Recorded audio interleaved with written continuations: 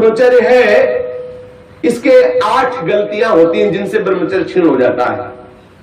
पहला, परस्पर दर्शन काम भाव से। स्त्री पुरुष का परस्पर दर्शन, आपने और कोई क्रिया नहीं हुई, केवल आपने काम भाव से युक्त होकर पुरुष को देख लिया या पुरुष स्त्री साधक को देख लिया, बस गंभीरता पूर्वक अंदर वासना पूर्वक आपने देख लिया। अब आपका ब्रह्मचर्य टिक नहीं सकता, किसी भी तरह से क्षीण हो जाएगा, आपको पता भी नहीं चलेगा।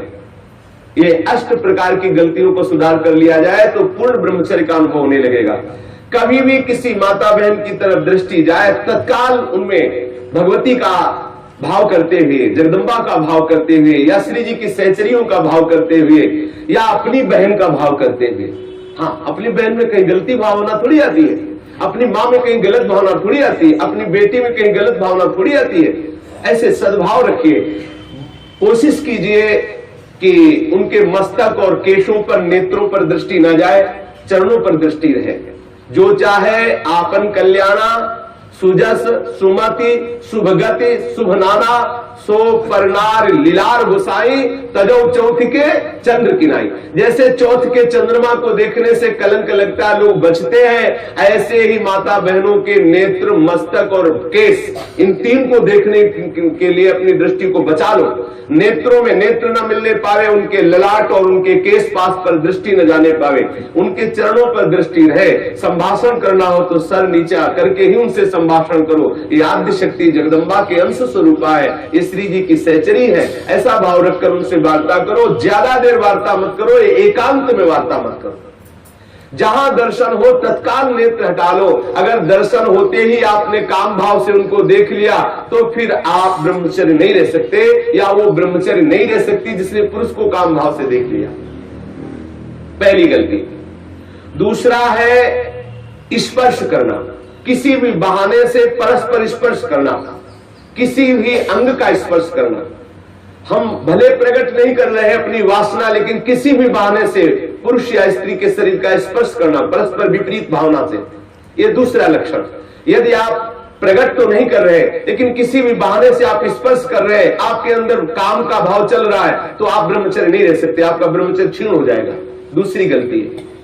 तीसरी गलती, केल विलास क्रीड़ा को देखना।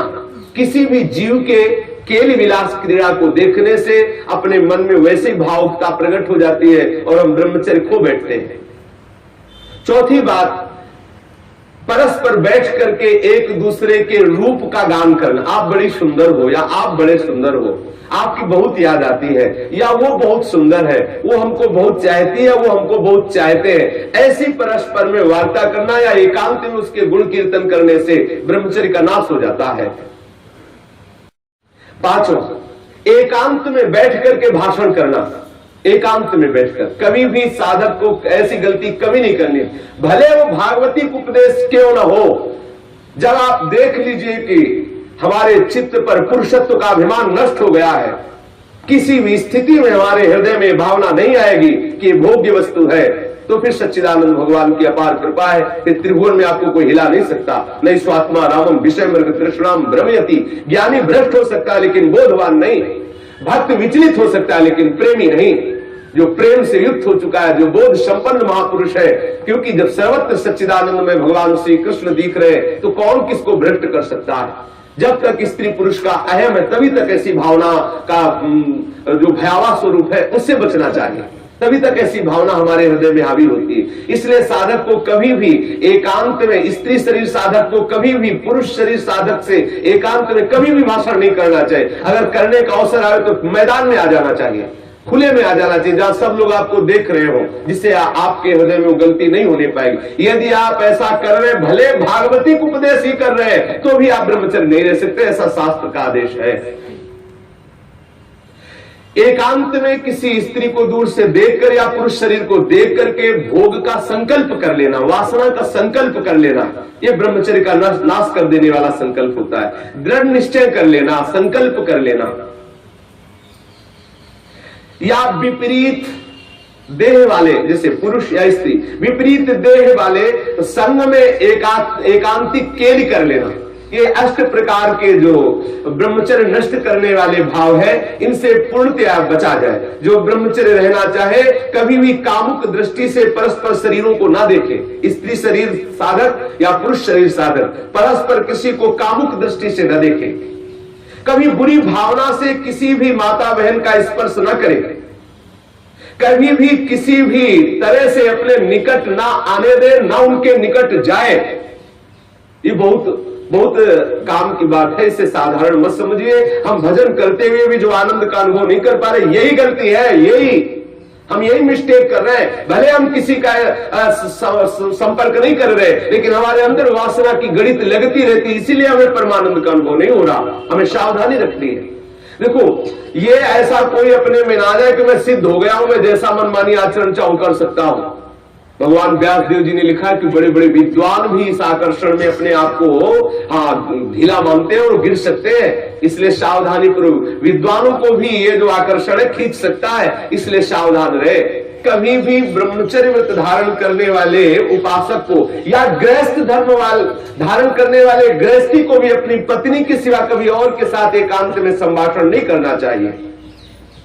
किसी को काम भरी दृष्टि से नहीं देखना चाहिए, किसी के काम भाव से स्पर्श नहीं करना चाहिए, किसी को काम भाव से न समीप आने देना चाहिए, न समीप जाना चाहिए। कभी किसी को एकांत में परस्पर विरोधी शरीर वाले को, स्त्री पुरुष शरीर वाले को खेलना नहीं चाहिए। कोई भी खेल अकेले में नहीं खेलना चाहिए। कभी भी एकांत में बैठकर मजाक नहीं करना चाहिए। कभी भी एकांत में बैठकर बातचीत नहीं करनी चाहिए। अपने मन को ही आप मित्र और शत्रु समझो। विषयों में लगा हुआ मन शत्रु है और प्रभु के भजन में लगा हुआ मन मित्र है। इसलिए सावधान, कभी भी एकांत में ब्रह्मचर्य धारण करने वाले को स्त्री का संग कदापि नहीं करना चाहिए, नहीं तो उसके हृदय में वासना जागृत हो ही जाएगी। इसलिए सावधानी रखनी चाहिए।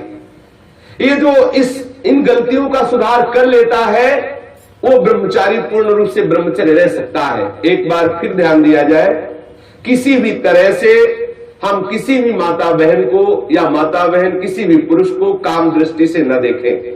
दूसरी बात, किसी बहाने से हम परस्पर स्पर्श ना करें। तीसरी बात, किसी भी तरह से हम उनके साथ कोई क्रीड़ा ना करें, कोई खेल ना खेलें। किसी भी तरह से हम चार लोग बैठ करके उनकी प्रशंसा ना करें जिनके प्रति हमारा मन आकर्षण हो चुका है। कभी भी हम एकांत में संभाषण न करें, एकांत में संलाप न करें। कभी भी हम विषयों का संकल्प न कर बैठे, विषय भोग का संकल्प न कर बैठे। इस तरह से हम अपनी इन 8 क्रियाओं से निवृत्त रहे। बुरी भावना से देखना, बुरी भावना से स्पर्श करना, बुरी भावना से निकट जाना या निकट आने देना, ये नहीं होना। बुरी भावना के साथ अंदर से भावना बुरा रखते हुए खेल खेलना, मजाक करना, बातचीत करना, इस तरह से अपने मन को हम विषयों से बचा सकते हैं। अगर इन 8 क्रियाओं से बचा ले गए तो हम ब्रह्मचर्य रह सकते हैं। यदि आप ब्रह्मचारी होना चाहते हैं तो आप अपने मन को शुद्ध रखिए। आप अपने हृदय को कभी खाली मत छोड़िए। हृदय खाली रहेगा, मन अशुद्ध रहेगा तो शरीर में ब्रह्मचर्य रह नहीं सकते। और जिसका हृदय और शरीर और मन तीनों अशुद्ध है, वो कभी भजन नहीं कर सकता। इसलिए सावधान।